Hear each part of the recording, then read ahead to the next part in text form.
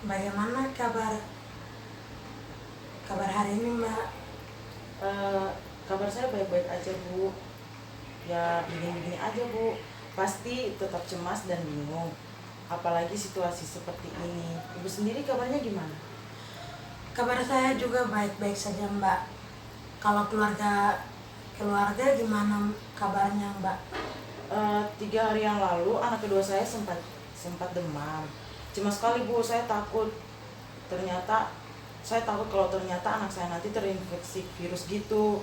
Tapi untungnya sekarang udah membaik kok. Oh, gitu ya. Kalau boleh saya tahu, mengapa sampai mengira anaknya terinfeksi? Ya, anak saya tuh sulit diomongin gitu, Bu. Dia tuh sering keluar kemana-mana, bermain sampai jauh-jauh dari rumah gitu. Saya kan nggak tahu dia sentuh apa aja di luar, takutnya langsung terkena virus gitu. Ya, benar juga apa yang Mbak Nana sampaikan. Memang umur berapa tuh Mbak anaknya? 3 tahun, Bu. Ya, namanya juga anak-anak ya, Mbak. Memang waktunya masih suka bersenang-senang, masih suka main ke sana kemari. Memang khawatir dan gelisah dengan situasi saat ini wajar, Mbak. Tapi saya ingat, jangan berlebihan. Jangan sampai justru karena terlalu panik dan fokus pada itu saja malah membuat Mbak stres nanti. Iya juga ya, Bu. Menurut pendapat Mbak Nana mengenai pandemi COVID-19 ini apa sih? Ya, cukup mendadak ya, Bu. Dan mengagetkan saya. Karena kan virus ini munculnya begitu saja. Dan penyebarannya itu sangat cepat sekali. Berita yang tersebar entah di TV maupun media sosial lainnya tuh sering membuat bulu kuduk saya berdiri. Saya takut sekali, Bu. Ya benar sekali. Lalu perasaan Mbak Nana pertama kali mendengar virus COVID-19 ini seperti apa? Ya, awalnya saya tahu berita itu dari TV ya, Bu.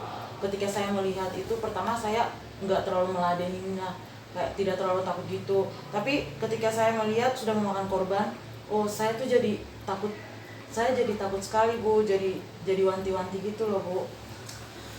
Jadi Mbak Nana sempat untuk tidak terlalu memasukkan ke hati masalah ini, namun pada akhirnya Mbak Nana merasa tidak tenang. Benar demikian? Iya, Bu, benar sekali. Makanya waktu anak saya demam itu, saya sempat parnoan, takutnya anak saya itu kena COVID-19. Ya. Kira-kira dampak apa saja yang Mbak Nana rasakan setelah adanya virus ini? Wah, yang jelas banyak sekali sih, Bu. Baiklah, tadi Mbak Nana menyebut ada banyak sekali. Bisa dijelaskan salah satunya apa? Ya, pertama yang saya rasakan tuh takut keluar, Bu.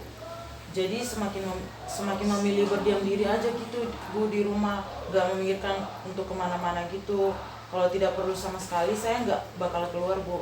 Ya, takut gitu kalau tiba-tiba ada yang bersin atau batuk di sekitar saya, terus kena saya dan ternyata dia terpapar virus corona.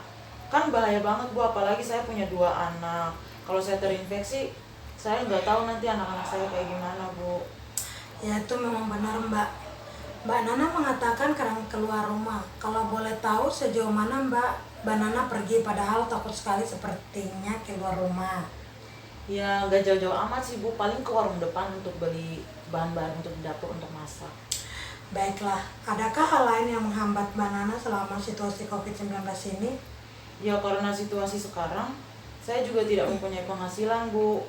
Suami saya kan ojek online, jadi dia tuh kekurangan banget untuk dapat penumpang penumpang yang untuk mau memesan ojek itu kan banyak yang tinggal di rumah kan, Bu, jadi nggak pada keluar rumah, jadi dia sulit untuk mendapatkan penumpang. Terus saya kan kerjanya di toko, terus karena COVID-19 ini tokonya tutup, Bu, jadi saya jadi nggak berpenghasilan sama sekali. Padahal anak saya itu masih sering-sering minta uang jajan. Memang COVID-19 ini dampaknya sangat luas sekali Mbak. Saya paham betul apa yang Mbak rasakan. Jika saya di posisi Mbak, itu pasti akan sulit juga Mbak. Iya, Bu, yang paling tidak tega itu melihat anak-anak, Bu, miris rasanya. Ya, ya memang benar Mbak, tapi saya yakin pasti semua akan cepat berlalu. Tuhan pasti akan memberikan jalan keluar untuk Mbak. Jangan membuat Mbak justru tertekan karena hal ini. Tidak baik untuk kesehatan dan mental Mbak. Iya Bu, saya juga percaya hal itu. Lalu apakah ada rencana mengatasi masalah ini Mbak? Saya rencananya mau buka angkringan gitu Bu di pinggir jalan.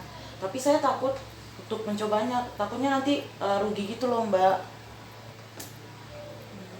Itu ide yang bagus Mbak. Jangan takut dicoba dulu. Mungkin jualannya bertahap sedikit demi sedikit. Setidaknya hal itu akan memperkecil kerugian. Iya benar juga ya Bu. Saya akan mencobanya nanti.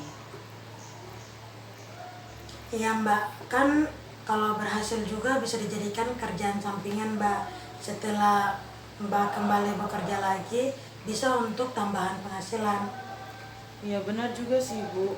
Kalau begitu saya nanti bicarakan dulu dengan suami saya.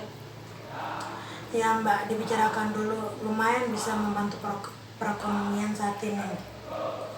Lalu, adakah hal yang lain mengganggu pikiran Mbak lagi? Jika ada, sampaikan saja. Siapa tahu saya bisa membantu mencari solusinya. Jangan dipikirkan sendiri, itu tidak baik. Kalau yang lain nggak ada sih Bu, karena yang belakangan ini yang mengganggu pikiran saya hanya itu tentang kasus COVID-19 ini Bu. Ya, tidak masalah. Saya senang bisa membantu. Sudah pada hakikatnya manusia saling membantu, apalagi situasi sesang seperti ini. Harus saling bekerja sama dan menguatkan satu sama lain. Iya Bu. Kalau gitu Bu, saya pamit undur diri dulu ya Bu, mau ngomong sama suami saya. Baiklah kalau begitu, saya berdoa semoga usaha kalian nanti berhasil. Semangat terus. Yakinlah Tuhan selalu menyertai kita. Amin Bu. Makasih Bu. Baik, sama-sama, hati-hati di jalan. Iya Bu.